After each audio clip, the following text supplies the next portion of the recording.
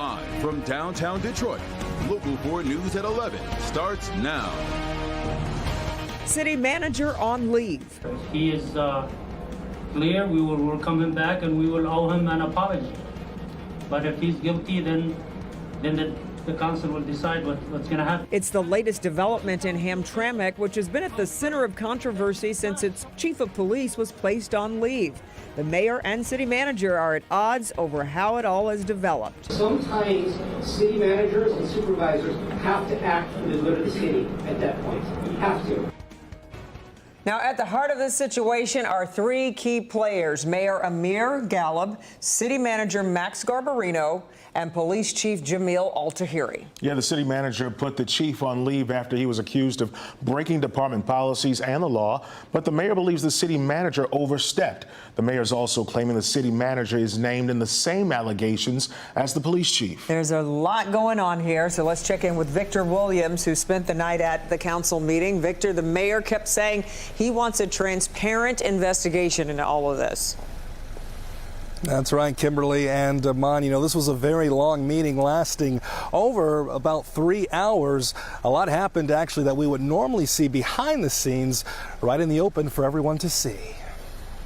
I don't care about this. I haven't read them. I don't know who sent it to you. I'm not excluding myself, Mayor. The city attorney, if he wants to direct it towards to look at me, I have nothing to hide, Mayor. Tensions once again high in Hamtramck regarding the recent suspension of Police Chief Jamil Al-Tahiri. You are being given the opportunity to explain to the public what's going on and defend yourself. You did not give that privilege and that right to the police chief. You just sent him out of the department. Prior to the back and forth discussion between Mayor Amir Galib and City Manager Max Garbarino, residents got to speak their minds on the situation. We even heard from Al-Tahiri's father. As you know, his record speaks for itself. He came here to Hamtramck. Jamil actually loved the city. This man spoke on the matter, adapting a resolution of his own to suspend the city manager. There's no due process here. He took his own hands and he did what he wants. Another main topic of discussion was who leaked audio of a private conversation between Chief Al-Tahiri and his wife that surfaced online in the last few days. How can you expect us to trust our police department when there are some people who are acting like this for the purpose of blackmailing their police chief? After leaving the meeting to go into closed session, it was determined that now the city manager will be on paid leave while he's being investigated as well. If he's guilty, he's going to face the consequences. And if he's clear and innocent, then he will come back and continue his job. So this investigation is going to continue for quite some time. We're told that if there's no wrongdoing found with both the city manager as well as the police chief, then both can be reinstated. In the meantime, it's going to be the city controller that's going to step into the role as interim city manager.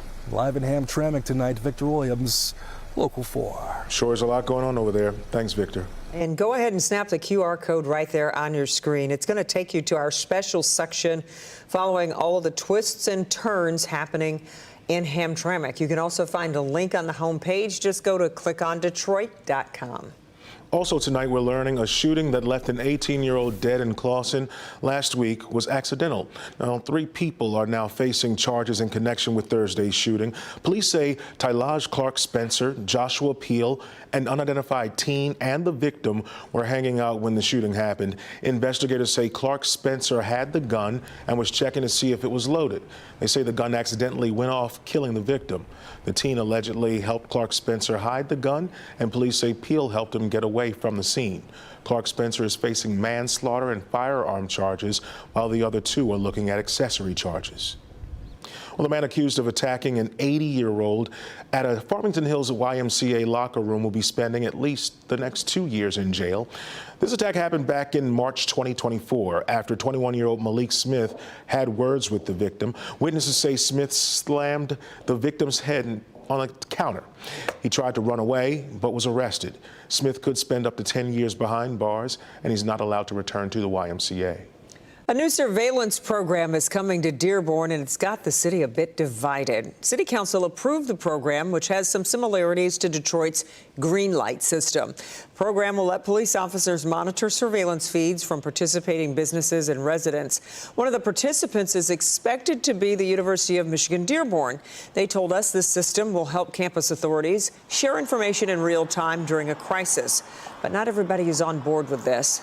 The ACLU, for instance, isn't sold on it and calls it a dangerous move toward intrusive technology. What's going to happen here, which is what has happened in other jurisdictions in Michigan and across the country, is that the city buys one technology, and then there are 10, 15, 20 plugins that the city can buy next year, the year after that, and create this massive network of different surveillance technologies. So we don't have a specific launch date yet, but the program is expected to roll out a little bit later this year. All right, let's talk about a Help Me Hank scam alert that's hitting seniors. Neighbors in one Northwest Detroit community have been dealing with a wave of solicitation scammers going door to door. With the warmer weather, these types of scams are on the rise. These scammers might try to sell you everything from internet services to home security systems and solar panels.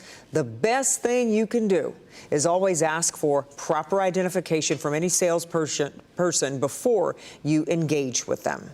All right, get this. Bike lanes were the hot topic in Royal Oak tonight. There's a proposal on the table for changing lanes along the 11-mile road between Woodward and Stevenson Highway. Now, it could mean drivers will lose some lanes to make room for bicyclists. Right now, there are 2 lanes in each direction, but the city is suggesting 1 lane in each direction with the center turning lane leaving the outside lanes open for discussion. Now, that discussion took place at an informational meeting tonight. No decisions were made, but many people shared their concerns about losing driving lanes on such a busy road. All right, so let's head over to northern Oakland County and the village of Holly. That's where residents are working hard to save the Stiffs Mill Pond Dam. This all started after Eagle told the village it needs to drain the pond to relieve some pressure on the dam. But many residents are worried draining that pond would really hurt property values for homes nearby. Tonight, the village shared studies about the pond and dam with residents, along with guidance from regulatory officials. We'll keep you updated as soon as a final decision about the dam's future is made. Well, the UN is calling for more humanitarian aid for Gaza after what it calls heartbreaking scenes at a new aid distribution site. Thousands of people bombarded this site in Rafah on the first day of operations for U.S. Israeli-backed aid. For 11 weeks, Israel blocked all aid into the enclave, putting its more than 2 million people at risk of famine. UN officials say this new aid is not enough. A handful of trucks is not enough to end the suffering of people in Gaza after almost 20 months of war. This trickle of aid is important. We've, as UNICEF, have managed to get hundreds of pallets of nutrition supplies in, but we need to see it continue and we need to see it scale up because the situation is really dire. The Gaza Humanitarian Foundation says it hopes to have delivered food to 1.2 million people by the end of the week. Michigan lawmakers and business leaders are together this week for the annual Mackinac Policy Conference. It's a great time for discussing the issues Michigan is facing right now and what the future might hold. Jason Colthorpe is up north and has the scoop on some new polling numbers that shed more light on Michigan's governor's race. Good evening from Mackinac Island, day number 1, the first full day here at the Mackinac Policy Conference. Finishing up, but not before what you see behind me, which is one of the busiest gatherings of the conference right here on the porch of the Grand Hotel. That's where a lot of Michigan's congressional delegation is right now, shaking hands with folks, both senators, several congressmen and women, talking about the issues that they'll be discussing over the next couple of days here, issues facing Michigan and how to go about solving those in a bipartisan, cooperative fashion. And we're going to be following all of that. Now, some new numbers dropped today. A new poll out from the Detroit Regional Chamber of Commerce and our partners at the Glenn Gariff Group showing where the races for Michigan governor and Michigan Senate sit. A couple of weeks ago on Flashpoint, we talked to Mayor Mike Duggan, and he made the assertion his poll numbers show that he is out in front of his opponents in Southeast Michigan. Richard Juba told us his polling data confirms that. What we see is we have a very close race amongst registered voters at 34-34 with Benson and James, and Duggan polling at 22. But what's really fascinating about those Duggan numbers is he is winning Metro Detroit against both candidates. He's taking 35 to 40% of the vote against every combination. But outstate, he's only polling 9 to 11% of the vote. So you see how drastically different his numbers are based on what portion of the state you're polling in. It's an opportunity for him. It's a challenge for him also. Some very interesting numbers, to be sure. Now, coming up tomorrow, another busy day. We're going to hear about a lot of different issues, some sports issues, including how Detroit's quickly becoming the big event city and how to keep that momentum going. We'll get into all of that when we see you tomorrow, right here on Mackinac Island. I'm Jason Colthorpe, Local 4. All right, Jason, we're going to check out the forecast right now. You know, we've enjoyed a nice stretch of sunshine over the last few days. It's been a great time to get outside and enjoy what Metro Detroit has to offer. A lot of festivals over the weekend, too. I know, a lot going on. We do have some rain on the horizon.